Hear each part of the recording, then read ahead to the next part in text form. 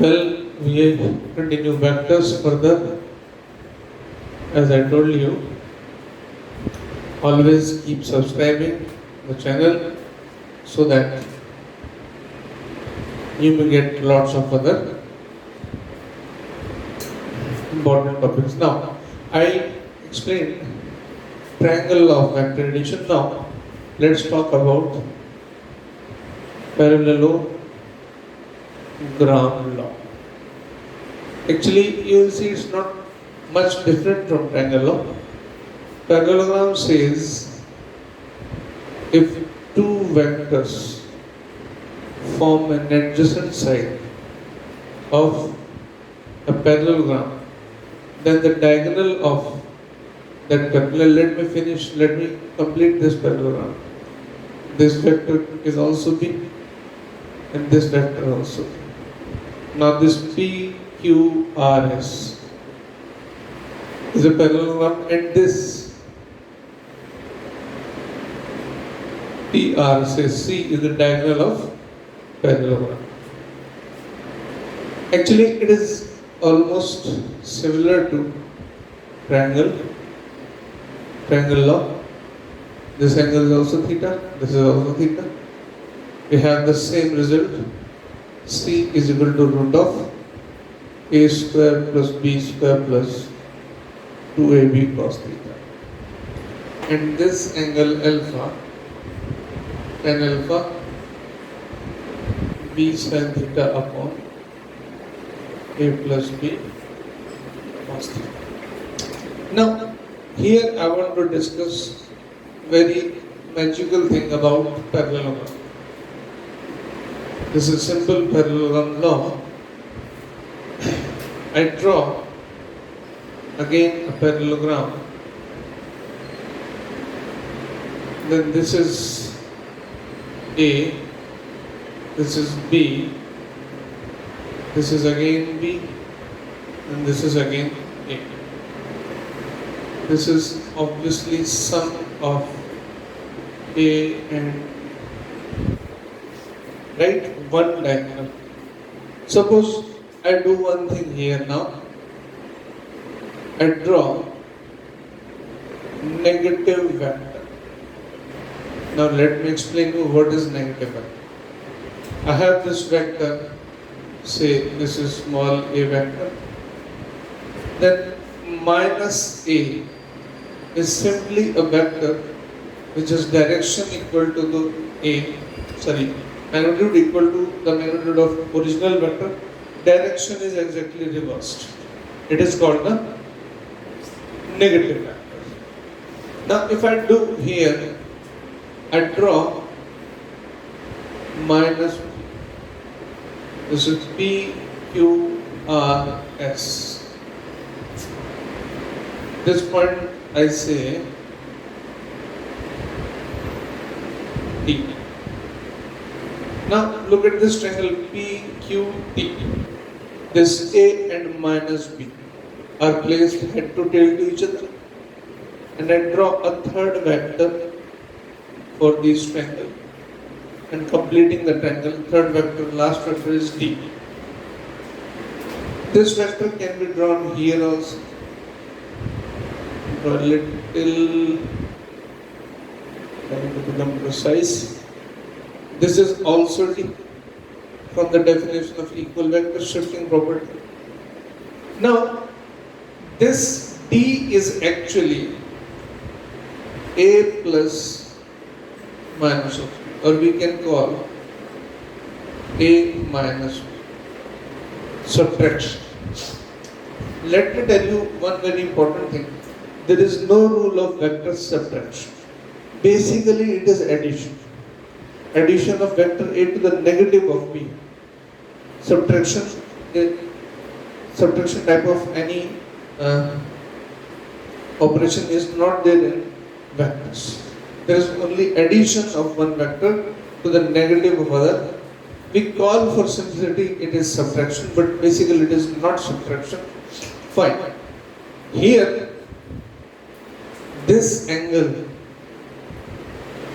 is between A and B, and definitely this angle is between A and minus B. Now, if I apply that triangle law, that formula C is equal to root of A square plus B square plus 2AB cos theta, then here I write this is called C. C is equal to A plus B and D is equal to, I should write A minus B. Now, C is equal to root of A square plus B square plus 2AB cos theta. Say mod of D, I write small d. D must be, again the triangle, this is A, this is B, but the angle is changed now. It is A square plus B square plus 2AB cos of 180 minus theta. And cos 180 minus theta, second quadrant, cos is negative, and 180 non-changing axis, it remains cos, and we have D is equal to A square plus B square minus 2AB cos theta. Right?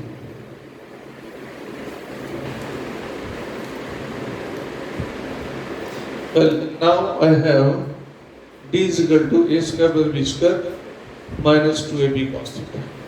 And C is this. Now there is a fantastic result we get. If I add C square plus D square, then C square becomes A square plus B square plus 2AB cos theta. And D square becomes A square plus B square minus 2AB cos theta. C square plus D square. Now this got cancelled out. We have twice of A square plus B square. It's common question sometimes asked in the competitive exams also. I have just taken it to make you understand the parallelogram law. So from now you can understand very easily that if we draw a parallelogram, then the one diagonal C is the addition and other diagonal is similar to subtraction. Well, now I turn to the topic components of vector.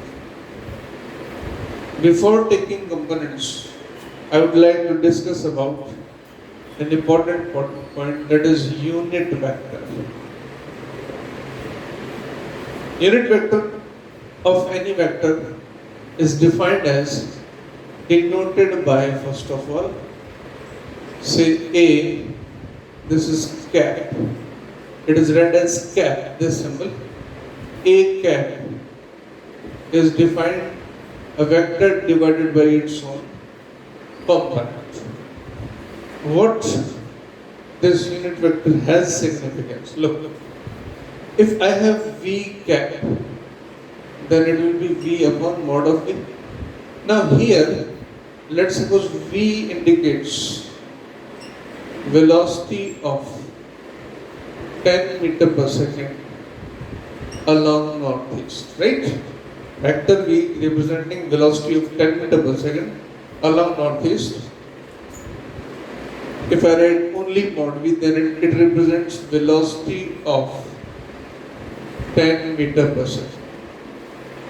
Then V cap is what? It is velocity of 10 meter per second along northeast upon velocity of 10 meter per second. Then it gets cancelled out. V cap indicates what? Northeast. Now, this is the mathematical definition and this is the physical interpretation, or say mathematical interpretation. Unit vector is actually what? It is denoted in this way. I want to say that unit vector is a method to represent the direction.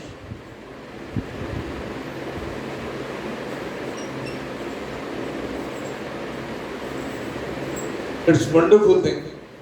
If I ask you, how many directions are there in nature? Students give me answer north, south, east, west, or four. And somebody else says that there are north, south, east, west, up, down, six. Somebody says that north, east, south, west, and all. Then there are 4, 4, 8, 6, 8 plus 2, 10. Then I simply say, look, actually there are infinite possible directions. How it is? From this point, if the rays can come out, then in which direction? How many directions the rays can go? 1, 2, 3, 4, 5, 6, 7. Of course, infinite. Center of a sphere, draw lines to the periphery of sphere. How many lines you can draw? Infinite. And all are in the different directions because they won't ever cross each other. So, the total number of directions which is possible in nature are infinite. Now, what to do infinite direction if I have? Then how to understand it? Then we have a fantastic system. This Cartesian coordinate system, x, y, z. I will tell you the beauty of this Cartesian coordinate system, that all the infinite directions can be understood by these three axes. I will tell you the beauty of it. Here first, x is denoted by I cap. X is, say, assign a unit vector, say I cap. I cap means I am talking about x-axis. If I say 6 I cap, then there is some vector A is 6 I cap, which has magnitude 6 and direction along x-axis. If I say now this y has assigned j cap, z has been assigned k cap. If I write 8 k cap, that means there is a vector B which has magnitude equals to 8, sorry, it is j cap, and direction along y-axis. Similarly, if I write 10 k cap is equal to c, then there is vector along z-axis having magnitude 10, direction along z-axis. Well, after unit vector, I would like to discuss polygon law. You have studied triangle law. Triangle law says a plus b. Now, if I say, I use a term independent of the technical word what I have used. Can I say that C is made of A and B? Or can I say that A and B are the components of C? Yes, of course. In the same way, there is polygon law. Polygon law says, if there are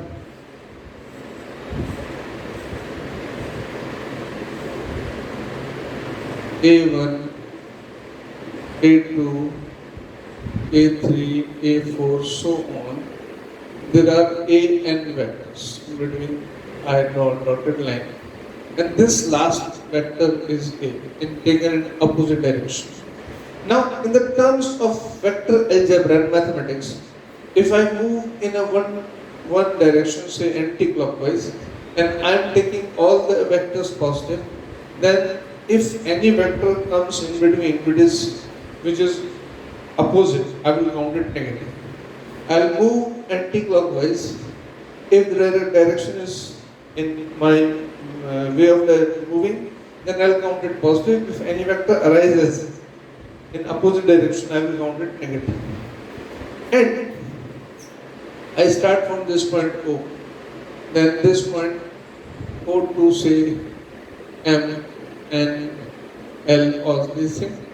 This is A1 plus A2, A1 plus A2 plus A3 plus A4, so on, plus AN. Lastly, this A is opposite, I will mark it minus A. And I have started from 0 and arrived again on 0. Then in terms of vector algebra of mathematics, I started from the same point, counted lots of things, came back to the same point, then my counting becomes total is equal to 0. Then this A1 plus A2 so on up to n can be written as A. Yes, I took this minus A to the right side. This means, now listen carefully, this means, in other words, in opposite sense, I say that A1 plus A2 and so on, all AN, when added, they give A. Or I talk in a reverse sense, that A is made of all these vectors. These all are the components of it. Components means constituent parts, like this marker I have. Now it has two components. I open this, then there will be three components. I just cut it from made or wherever. I can make infinite parts of it. Those will be definitely component of it. In the same way, any vector can have infinite part of it. So theoretically, a vector can have infinite components, we can say, from this polygon law. Right? It will be used in some numericals, I will tell you, if there is any application of. Now, I have talked two things. One, what component means, another this polygon law, and x, y, z axis.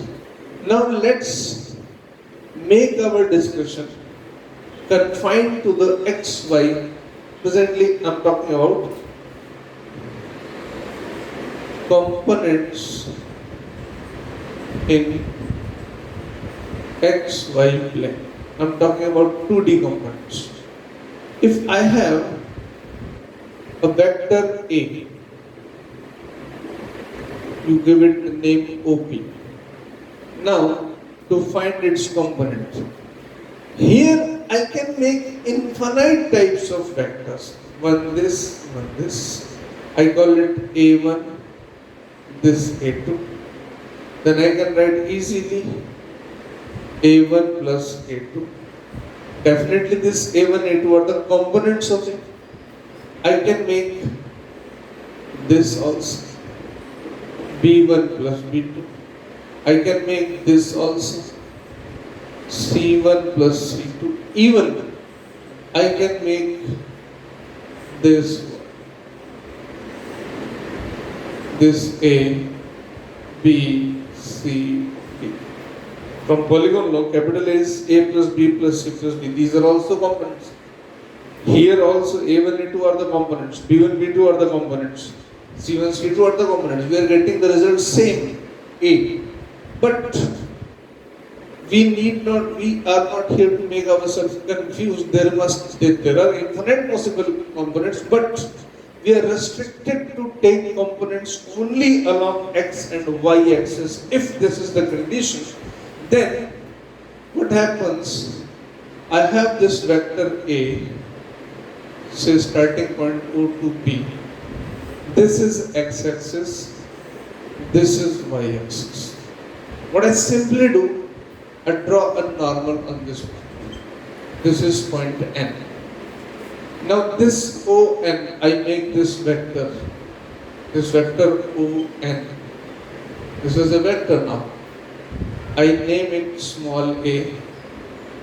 Then I draw arrow and I make this small b.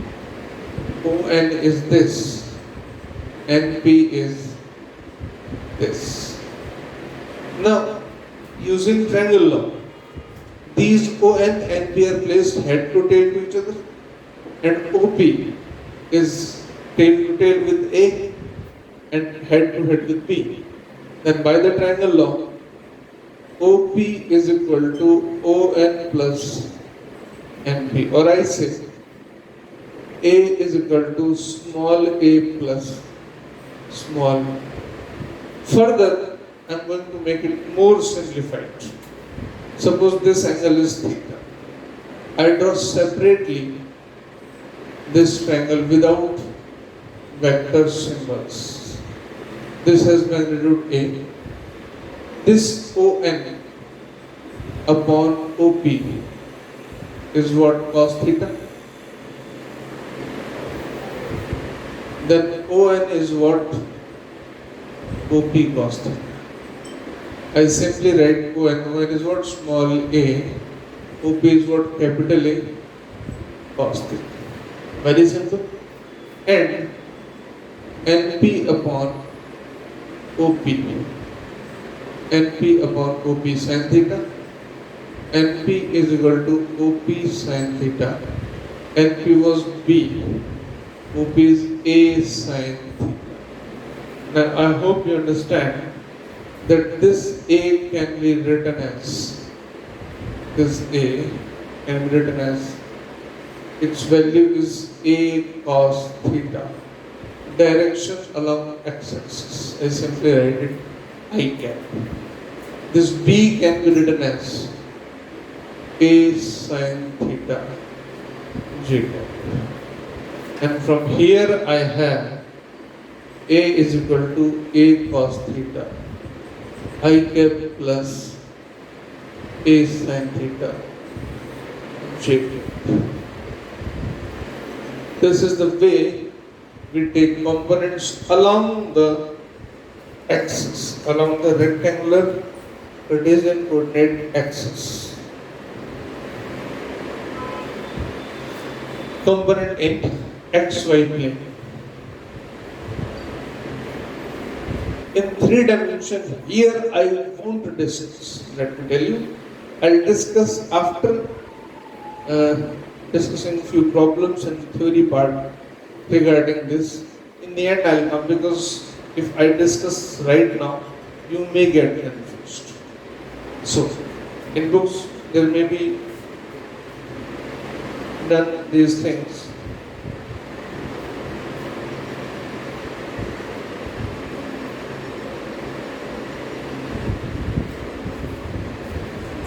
Now, there is a very important thing, that the rectangular components of vector are independent of each other. These x and y are called rectangular coordinate system. So, in say rectangular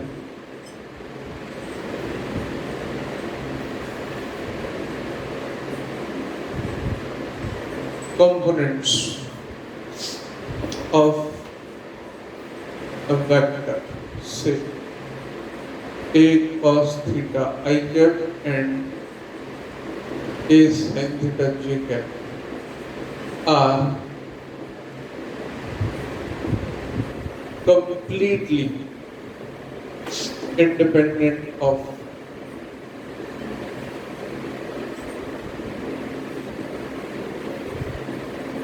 each other, are totally independent of each other.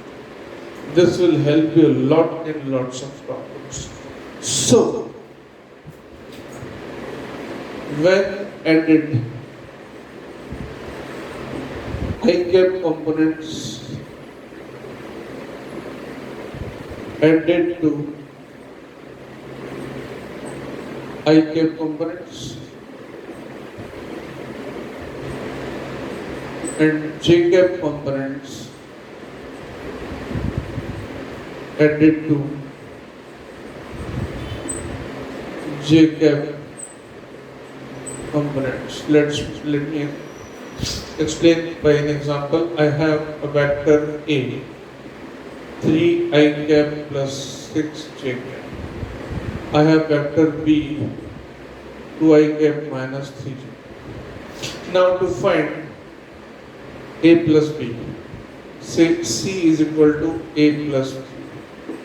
Then I write C is equal to 3 I cap plus 6 j cap plus 2 I cap minus 3 j cap. Now I cap separately added, J cap separately added. 3 I cap plus 2 I cap is what? 5 I cap. 6 J cap minus 3 J cap plus 3 J cap. This is the resultant.